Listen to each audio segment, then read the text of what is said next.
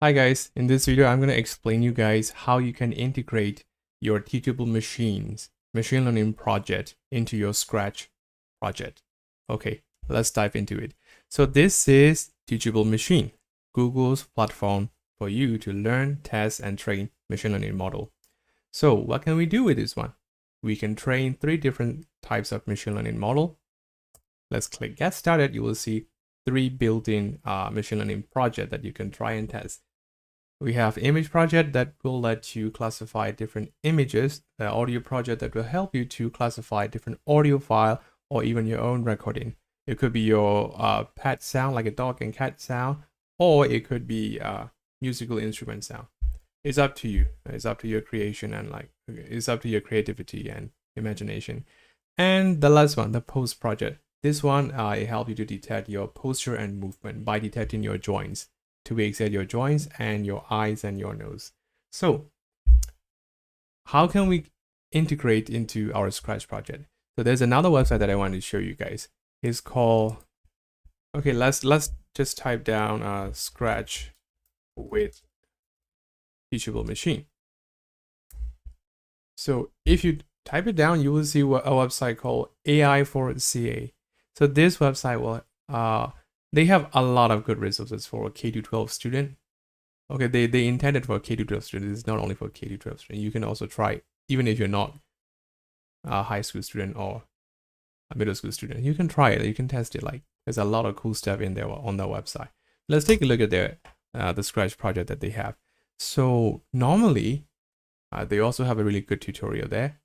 Normally, if you want to integrate machine learning Teachable Machine to your Scratch project, you cannot use the original Scratch version, which is scratch.mit.edu. This one, you won't be able to find the Teachable Machine extension on the original one.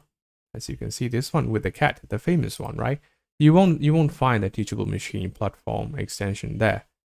But this one, if you click this link from the AI4CA website, if you click this link, you will see another Scratch platform that make for you to be able to input and for you to be able to add an extension. Okay, let me click it again. Maybe something's wrong. Okay, let me go back and okay, let's click again.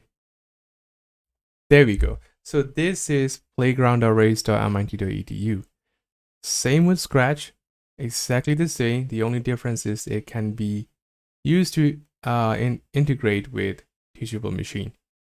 If you click this extension tab, that you will see Teachable Machines there, right? So how can we integrate it? So first, you need to train your Teachable Machine model, right? By using any of the 3 default project that you like. In this one, I'm going to use my the pose detection project. So first, I need to train the model, right? Let's go back to Teachable Machine. I'm going to use pose project, and as you guys already know, Teachable Machine needs to use your webcam or your microphone. So this one needs to use microphone. In this case, what I'm going to train is the model that can detect my hand movement, my right hand movement and left hand movement. So I'm going to use 2 class. Actually, I'm going to use 3 class. The first one for right hand, and the second one for left hand, and the third one for both hand down. So both hands down. So trust me, if you don't add the third class, the model might confuse if you put down your hand, because it might think that you are doing left or right. It might confuse. So you better add the third class, both hand downs, to make sure that your model can detect all 3 different situations. So let's start with the right hand. Click on the webcam. Let's see if we can detect it. Oh, there we go.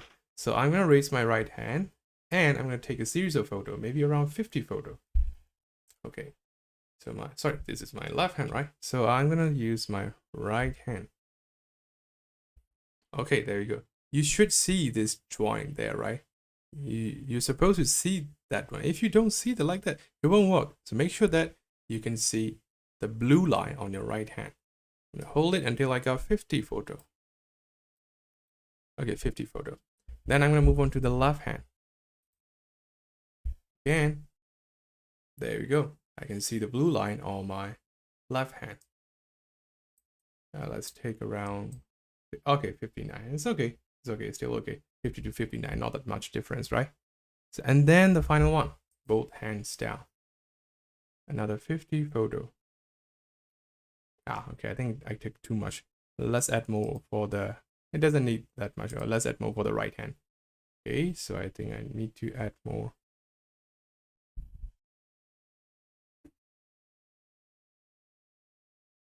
Okay, so the reason why I'm trying to make sure these numbers are not that different, they should be around like the same number.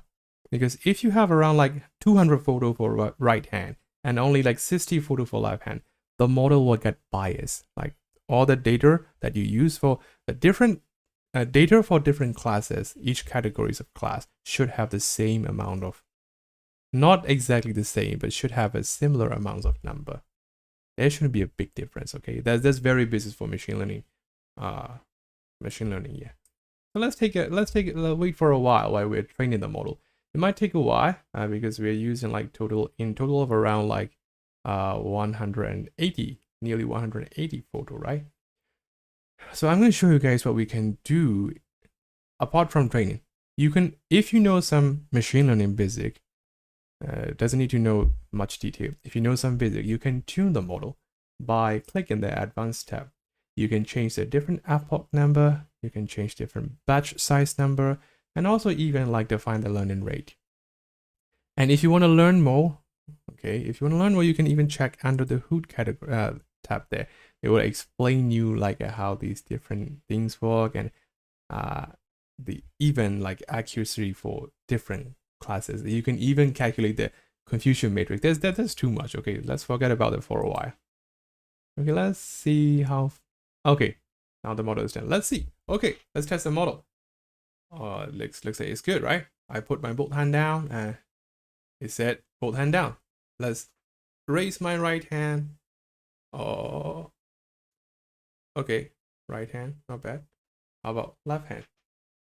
Good. I think there might be some problem with the right hand, but anyway, this is just an example, right? You know what I mean, right? So don't need to be too detailed. If you want more accuracy, like better accuracy, you might want to take maybe around 100 picture and make sure that your hand is raising properly. Okay, so before we go to Scratch tab, so the one thing that you need to keep in your mind, make sure that you turn off your video, because on Scratch tab we're going to use another video source. Okay, so let's leave it. There's one more thing that we need to do. We want to export this model, the model that we use right over here. We need to export it. Click export and click upload my model. We're going to upload this model to Google server, right?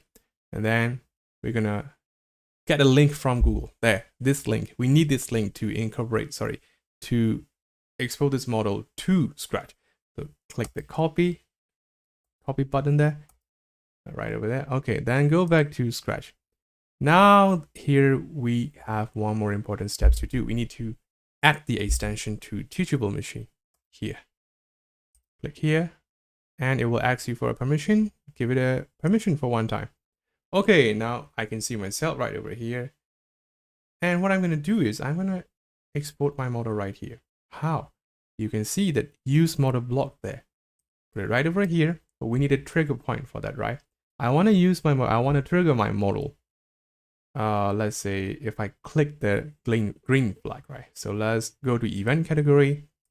Use when the green flag is clicked, they're gonna trigger my model.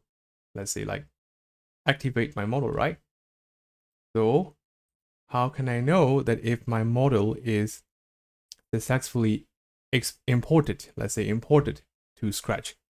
Let's click the event trigger point, which is green flag, and wait until you see the changes in the class right here. There we go.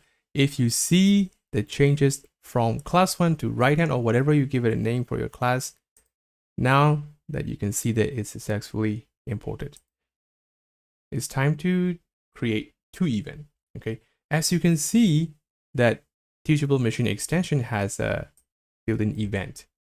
Why I say this event, this is also why I say this is an event block, because as you can see, it's a similar feature there, similar shape, and also does the same thing with event. So let's create two events. The first event is for me raising the right hand. The second event is for raising the left hand. Okay. So what I'm gonna do is I'm gonna make this guy move to right by using the movement 10 step, move to right 10 step.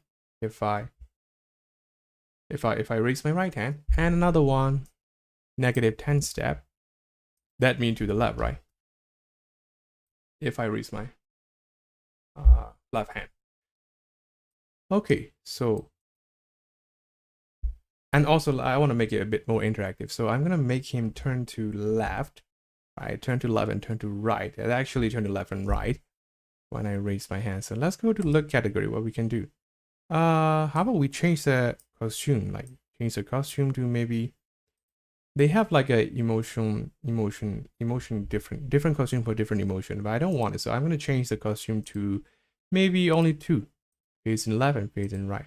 So let's say neutral might be for right. So I'll keep it like that. That's happy for turning left. So I might need to select the whole thing and flip it. Hey, that's all. So let's go back to code, and for going right, let's say the neutral. For going left, let's say happy. Okay, so let's test it. Let's make it bigger. Okay, you ready? I'm gonna raise my right hand. One more time. Okay, he's moving. It's a bit weird, but it still works, right? And I'm gonna raise my left hand. There we go. Okay, so this is just a very basic. So what you can do is you can change the code, twist the code, and create into a different version of your game. If you don't like movement, you can use like a from look category. You can use save block. Let's say if you raise your left hand, it will say you're raising left hand, you're raising right hand. It's up to your imagination. Okay. Now you know how to integrate AI and machine learning project into your Scratch project. Okay. So that's all. Hope you enjoyed it. Okay. Oh wait, one more thing. You want to download your model? It's so easy. Sorry, you want to download your project? Just click File, save to your computer. It will save as a .sp3 file. You can send it to your friends. They can like upload it on Scratch platform and play it.